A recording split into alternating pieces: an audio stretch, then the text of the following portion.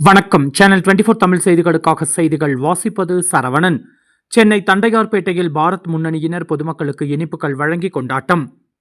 பஹல்காம் தாக்குதலுக்கு பதிலடியாக பாகிஸ்தான் மீது இந்தியா இன்று அதிரடி தாக்குதல் நடத்தியுள்ளது. நள்ளிரவு 1:44 மணிக்கு பாகிஸ்தான் மீதும் பாகிஸ்தான் ஆக்கிரமிப்பு காஷ்மீரிலும் இந்திய ராணுவம் தாக்குதல் நடத்தியது. மொத்தம் 9 இடங்களில் பயங்கரவாத முகாம்களை குறிவைத்து இந்த தாக்குதல் நடத்தப்பட்டுள்ளது. இந்த தாக்குதலுக்கு ஆபரேஷன் சிந்தூர் என்று பெயரிடப்பட்டுள்ளது. இந்த தாக்குதலில் முப்படைகளும் ஈடுபடுத்தப்பட்டுள்ளது. இதனை வரவேற்கும் வகையில் பாரத் முன்னணி அமைப்பின் சார்பில் அதன் நிறுவன தலைவர் KS சிவாஜி தலைமையில் தண்டையார்பேட்டை வைத்தியநாதன் மேம்பாலம் அருகே பொதுமக்களுக்கு இனிப்புகள் வழங்கி கொண்டாடப்பட்டது.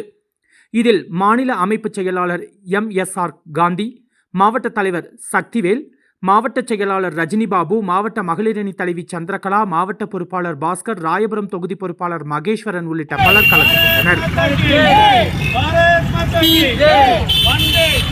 KS சிவாஜி பாரத் முன்னணியினுடைய நிறுவன தலைவர்.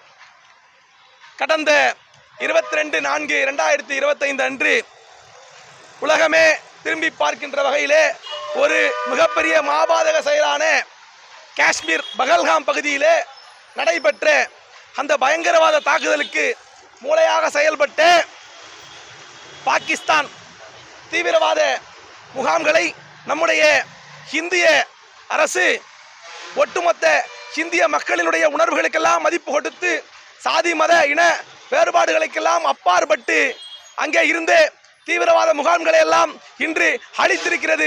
இது எங்களுக்கெல்லாம் மிகப்பெரிய ஒரு தீபாவளி போன்ற ஒரு மிகப்பெரிய ஒரு மகிழ்ச்சிகரமான ஒரு செய்தியாக இருக்கிறது.